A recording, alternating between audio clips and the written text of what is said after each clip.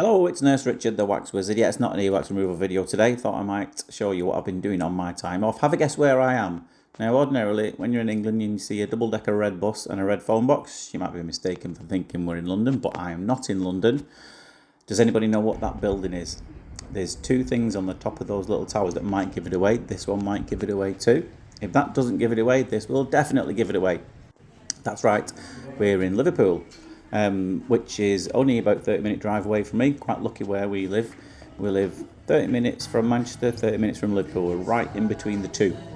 So this is the world famous Cavern Club, which, if anyone's not heard of, was the birthplace of the Mersey beat sound, and also very famous for the Beatles.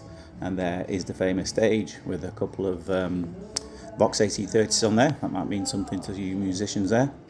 Now this place, it's a lot smaller than you think. It's absolutely tiny. Now, I'll give you a little bit of history on it. Now, some of this I already know. Some of it was thanks to Wikipedia, so I can't vouch for all of it. But I believe it was originally, I think it was opened in 1957. It was originally a cellar underneath a fruit warehouse.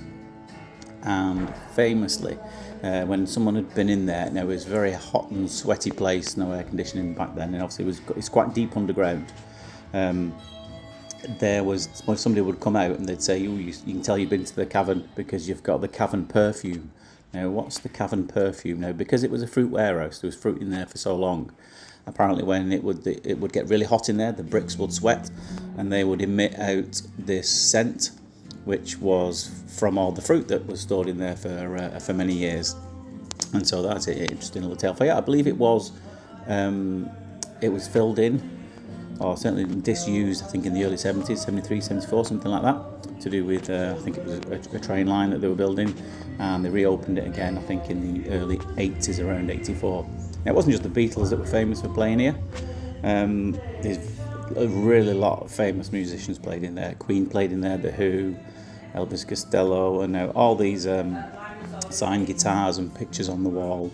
They're all from those other famous bands who played there. That's a shirt from Pele, anybody knows the football.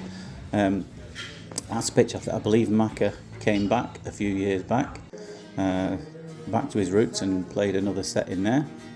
Now, this was about 11 o'clock in the morning.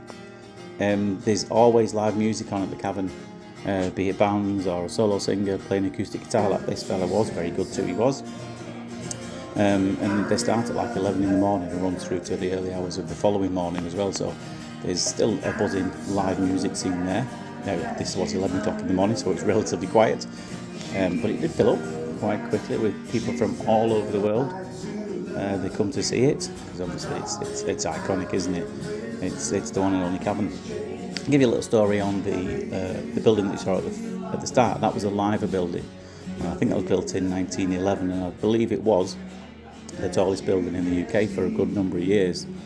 Shot of Mrs. Ishwood on the way up from the back. She won't thank me for that. But yeah, it's got two very famous birds on the top called the Liver birds. I believe they're cormorants, and one points to the city and one points out to sea. And the story is that one protects the city and one protects the sailors gone out to sea, and if ever they disappear, the city will cease to exist. That's so the story goes. Now, those are jelly beans. I believe there's thousands and thousands of jelly beans. There was a candy shop, a sweet shop. All you need is fudge and let it bean. So they've really gone to town, haven't they, there?